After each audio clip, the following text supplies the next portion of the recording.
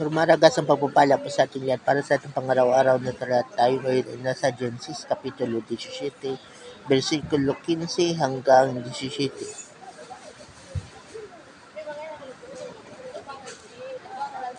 Sinabi pa ng Diyos kay Abraham, hindi na Sarai ang itatawag mo sa iyong asawa kundi Sara, kapagkat siya ay pagpapalain ko. Magkakaanak siya at magiging ina ng maraming bansa. May magiging hari sa kanyang mga inapo. Nagpatira pang muli si Abraham,